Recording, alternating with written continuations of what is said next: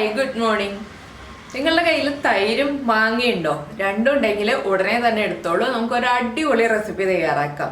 തൈരും മാങ്ങയും ഉപയോഗിച്ച് എന്ത് റെസിപ്പിയാണെന്ന് ഓർത്ത് തല പൊഴിക്കേണ്ട നല്ലൊരു അടിപൊളി കറിയാണ് കേട്ടോ. വളരെ ഈസിയാണെന്ന് റെഡിയാക്കാനായിട്ട്, അതുപോലെ തന്നെ വളരെ ടേസ്റ്റിയുമാണ്. അപ്പോൾ തൈരും മാങ്ങയും ഉപയോഗിച്ചുള്ള തൈര് മാങ്ങ കറി നമുക്ക് എങ്ങനെയാണ് തയ്യാറാക്കുന്നതെന്ന് നോക്കാം. കഴിച്ചിട്ട് അഭിപ്രായം നമ്മുടെ വീഡിയോയുടെ താഴെ ഒന്ന് കമൻറ്റ് ചെയ്യാൻ മറന്നു പോകരുത് കേട്ടോ. നമുക്ക് നമ്മുടെ ഇൻഗ്രീഡിയൻസ് നോക്കാം. ഞാനിപ്പോൾ നല്ല കട്ടിയുള്ള അധികം പുളിയില്ലാത്ത തൈര് എടുത്ത് വെച്ചിട്ടുണ്ട്. പുളിയുള്ള തൈര് ഈ ഒരു റെസിപ്പിക്ക് പറ്റില്ല കേട്ടോ. അതുപോലെ തന്നെ അധികം പുളിയില്ലാത്ത ഒരു മാങ്ങ എടുത്ത് വെച്ചിട്ടുണ്ട്. ഈ ഒരു മാങ്ങയ്ക്കായിട്ടാണ് ഞാനൊരു 4 ടേബിൾ സ്പൂൺ തൈര് എടുത്ത് വെച്ചിട്ടുള്ളത്. അപ്പോൾ പുളിയുള്ള മാങ്ങയാണെങ്കിൽ തൈര് ഒട്ടും പുളിയില്ലാത്ത തൈര് എടുക്കുക. അതാണ് നമ്മൾ ശ്രദ്ധിക്കേണ്ട ഒരു കാര്യം.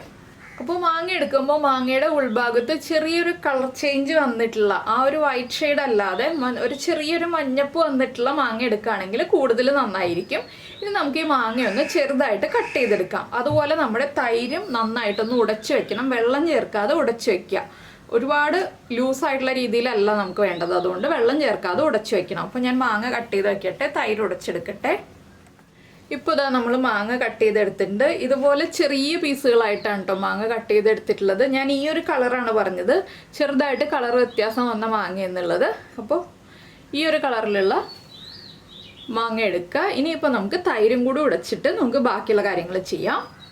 അപ്പോൾ നമ്മൾ കറി ഉണ്ടാക്കാനായിട്ട് ഒരു പാൻ ചൂടാക്കി പാനിലേക്ക് കുറച്ച് വെളിച്ചെണ്ണ, വളരെ ചെറിയ അളവിൽ വെളിച്ചെണ്ണ ഒഴിച്ചിട്ടുണ്ട്. ഇതിലേക്ക് നമുക്കൊരു 1/4 ടീസ്പൂൺ കടുക് ചേർത്ത് കൊടുക്കാം. കടുകൊന്ന് പൊട്ടിത്തുടങ്ങട്ടെ.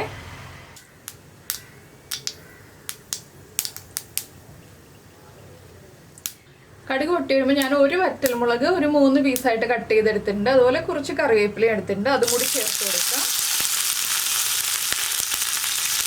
ഇനി ഇതൊന്ന് ചൂടായി വരുമ്പോൾ നമുക്ക് ഫ്ലെയിം ഓഫ് ചെയ്ത് കൊടുക്കാം.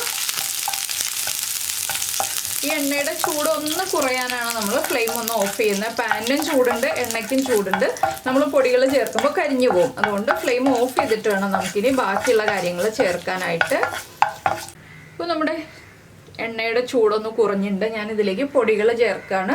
ഒരു 2 പിഞ്ച് മഞ്ഞൾപ്പൊടി, 2 പിഞ്ച് ഉലുവ വറുത്ത് പൊടിച്ചത്, 1 പിഞ്ച് കായപ്പൊടി,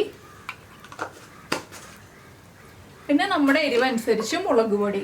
തൈരും മാങ്ങയും ഒക്കെ ഉള്ളതാണ്, അപ്പോൾ എരിവിനനുസരിച്ച് മുളക് പൊടി ചേർത്ത് കൊടുക്കാം. ഞാനിപ്പോൾ ഒരു 1.5 ടീസ്പൂൺ മുളക് പൊടി ചേർത്തിട്ടുണ്ട്. ഇതെല്ലാം ചേർത്ത് ഒന്ന് ഇളക്കി കൊടുക്കുക. ഈ ചൂടിൽ തന്നെ പൊടികൾ കുക്കായി വരും കേട്ടോ. പൊടികൾ കുക്കായി തുടങ്ങുമ്പോൾ നമുക്ക് ഫ്ലെയിം ഒന്ന് കുറച്ച് ലോ ഫ്ലെയിമിലാക്കി വെക്കാം.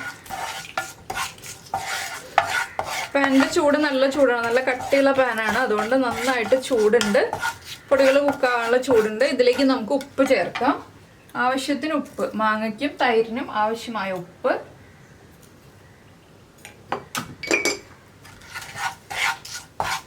ഇതെല്ലാം ചേർത്ത് ഇളക്കിയിട്ട് നമുക്ക് ഇതിലേക്ക് നമ്മുടെ മാങ്ങ ചേർത്ത് കൊടുക്കാം.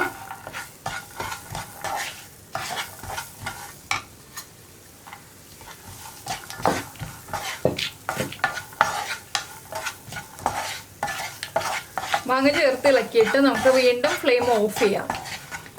ഇനി നമുക്ക് നമ്മൾ എടുത്ത് വെച്ചിരിക്കുന്ന തൈര് ചേർത്ത് മിക്സ് ചെയ്തെടുക്കാം. തൈര് നമ്മൾ ചേർക്കുമ്പോൾ തന്നെ പിരിഞ്ഞു പോകാതിരിക്കാനാണ് നമ്മൾ ഫ്ലെയിം ഓഫ് ചെയ്തിട്ട് തൈര് ചേർക്കുന്നത്. ആ പാനിൻ്റെ ചൂടിൽ തന്നെ തൈരൊന്ന് ചൂടായി വന്നോളും. അപ്പോൾ നിങ്ങൾക്ക് പുളി കൂടുതലാണെങ്കിൽ ചെറിയൊരളവിൽ പഞ്ചസാര ചേർത്ത് കൊടുക്കാം. കണ്ടോ, നന്നായിട്ട് മിക്സായി വന്നോളും. അപ്പോൾ ഇത്രയേ ഉള്ളൂ നമ്മുടെ തൈര് മാങ്ങ കറിയുടെ പരിപാടി. അപ്പോൾ എല്ലാവർക്കും വളരെ ഈസി ആയിട്ട് ഉണ്ടാക്കാൻ പറ്റുന്ന ഈ ഒരു റെസിപ്പി ഇഷ്ടമായി എന്ന് വിചാരിക്കുന്നു.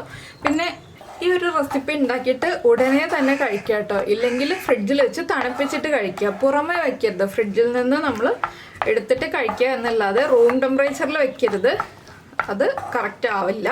അപ്പോൾ നമ്മുടെ തൈരിൻ്റെ പുളിയും മാങ്ങയുടെ പുളിയും ഒക്കെ ചേർന്ന് മിക്സായിട്ട്, നേരിയ പുളിയുള്ള തൈരാണല്ലോ നമ്മൾ യൂസ് ചെയ്യുന്നത്.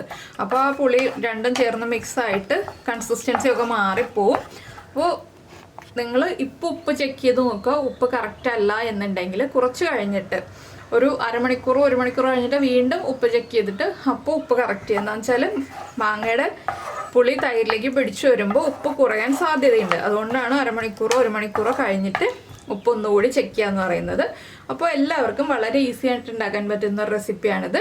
കട്ട തൈരായിരിക്കണം, വെള്ളം പോലെയുള്ള തൈര് ചേർക്കരുതെന്ന് മാത്രമേ ഉള്ളൂ. അപ്പോൾ എല്ലാവരും ട്രൈ ചെയ്ത് നോക്കുമല്ലോ. മാങ്ങയും തൈരും ഉണ്ടെങ്കിൽ വളരെ സിമ്പിളായിട്ടുള്ളൊരു തൊടുകറിയായിട്ട് നമുക്ക് ചോറിൻ്റെ കൂടെ കഴിക്കാവുന്നതാണ്. അപ്പോൾ എല്ലാവരും ട്രൈ ചെയ്ത് നോക്കിയിട്ട് ഇഷ്ടമായി കഴിഞ്ഞാൽ ഒന്ന് കമൻറ്റ് ചെയ്യാനും അതുപോലെ തന്നെ ലൈക്ക് ചെയ്യാനും മറന്നു പോകരുത്.